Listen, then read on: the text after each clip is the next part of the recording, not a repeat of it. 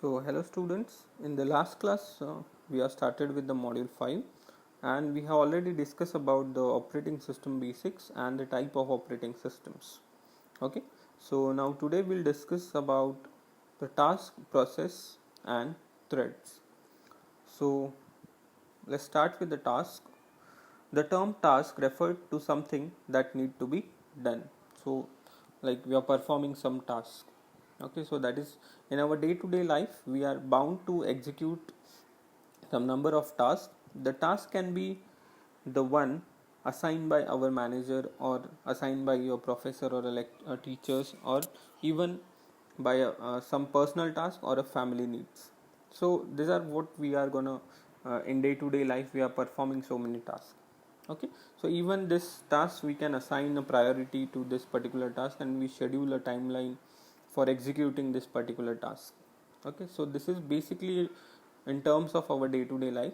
Now in terms of operating system, if we are talking about, in the operating system context, a task is defined as the program in execution and the related information maintained by the operating system for the program. So nothing but a task is nothing but some program written, so that will be performed, that we are calling as a task in terms of operating system. So task is also known as a job in the operating system context. A program or a part of it in execution is also called as process. So you have written a program, a part of that program also called as a process. The term task, job and process refer to the same entity in the operating system context, and most often they are used interchangeably. So that particular task can be divided into, like, task is nothing but a program. Now that program can be divided into different subsections, or we are calling as a process. So this can be interchangeably called as a task, job or a process. Now let's discuss what is process. A process is a program or a part of it in execution. Okay, a process required various system resources like CPU for execution the process, memory for storing the code corresponding to the process, and associated variables, IO devices for information exchange, etc. So a particular process is nothing but we are saying as a program written. So that program need CPU to run that particular program. Okay, CPU to process, memories to store that particular code. Okay, and even it is having some associated variables to that program, and even sometimes it may need to interact with the input output devices and exchange the information. Okay, so a process is a sequential in execution. Now let's discuss about the structure of a process. The concept of process leads to concurrent execution of tasks and thereby the efficient utilization of the CPU and another system resources. So as I said, basically a task, or we can say that a process is nothing but a program. Okay, so this program or this programs or a particular system may have so many processes running into it. Okay, so so many processes are there in the system, so they have to run. If they are running concurrently, means at a time many processes are running, so we can effectively utilize the CPU for the different processes and even the system resources. So concurrent execution is achieved through the sharing of CPU among the processes. Okay, so every process doesn't require the CPU at the same time. Okay, they might be working on something else and they require the CPU at a particular time. So if the processes are running concurrently, sometimes one particular process required a CPU, then another process is working with something else, and then it is accessing the CPU. So if that kind of thing is happening, then we can utilize the CPU more effectively. A process mimics a processor's in properties and holds a set of register, process status, a program counter to point to the next executable instruction of the process, a stack for holding the local variable associated with the process, and the code corresponding to the process. So a process mimics a processor. So it is nothing but a process. Every process will have set of register, even a status register, program counter to point to the next instruction, and a memory to store or hold that particular variables. So basically this can be visualized like this. What we have is a process. It will have a stack pointer to hold that local variables, then working register, status register, and a program counter. Program counter will be pointing to the code memory, so where the corresponding process is. Okay, so basically this is nothing but a structure of a process.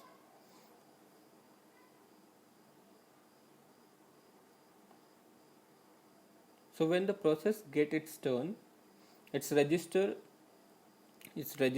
added, the program counter register becomes the map to the physical registers of the CPU. So when the turn of that particular process is coming, whatever the registers use, what memory, what data is there in for that process will be mapped into the physical registers of the CPU. So the turn of that process will be there for the execution. From a memory perspective, the memory occupied by the process is segregated into three regions, namely the stack memory, data memory, and a code memory. The stack memory holds all the temporary data such as variables local to that process. Data memory holds all global data for the process. The code memory contains the program code corresponding to the process. So stack is holding the local variables. Okay, data memory is holding the global variables for that particular process, and code memory is holding the code for that particular process. Process states and state transition. Okay, now whenever you have a process in this particular system, so these processes can be in a different states. Okay, and how the state transition will happen between these processes, that we need to discuss. So here we can see the diagram for this particular process state and state transition. So there are different states for the process. So process can be in creation, process can be in ready state, process can be in running state, can be in completed state, can be in block state. So what that particular things means, that we need to discuss. So the first is the creation of a process to its termination is not a single step operation. Okay, when it get created and when it get terminated, it's not a single step operation. The process travels to a series of states during its transition from the newly created state to the terminated state. The state at which a process is being created is referred as created state. The operating system recognizes the process in a created state, but no resources are allocated to the process. Okay, so once it got created, in that created state, the operating system will recognize that there is a process. Okay, but no resources will be allocated to the process. The state where a process is incepted into the memory and awaiting the processor time for execution is known as ready state. So here the process is incepted into the memory and it is now waiting for the processor time for execution, that is called as ready state. The state wherein the source code instructions corresponding to the process is being executed is called as running state. Okay, so here the source code of the instruction is getting executed, so that we are calling as a running state. The running state is the state at which the process executions happen.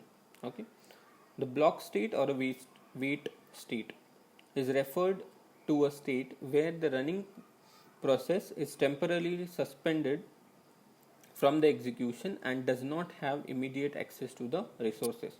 So if the process was running and suddenly some particular resources required for that process are not available at that particular time, then the process will move to the block state or a wait state. The state where the process completes its execution is known as completed state. The transition of a process from one state to another is known as state transition. Okay. So basically here we can see that the first state itself is a creation. Once it got created, the process got created, it is get incepted into the memory, then it is called as it is in a ready state. Once it is in a ready state, it will go for execution. If it is executing that particular state process, then it is called as it is in a running state. Okay. So if it is in a running state, execution is complete, it will go to the complete state. But if sometimes that particular process is waiting for some particular resources which are not currently available, then it will move to the block state. Okay. And once the resources are available again, it will go to ready state and it will start executing. So this is what about the process state and state transition for the processes. Now the next is threads. A thread is a primitive that can execute the code. A thread is a single sequential flow of a control within a process. So now simply what basically we are saying is, one is big task. Okay, task can be divided into processes, and again a process can be having many different threads in it.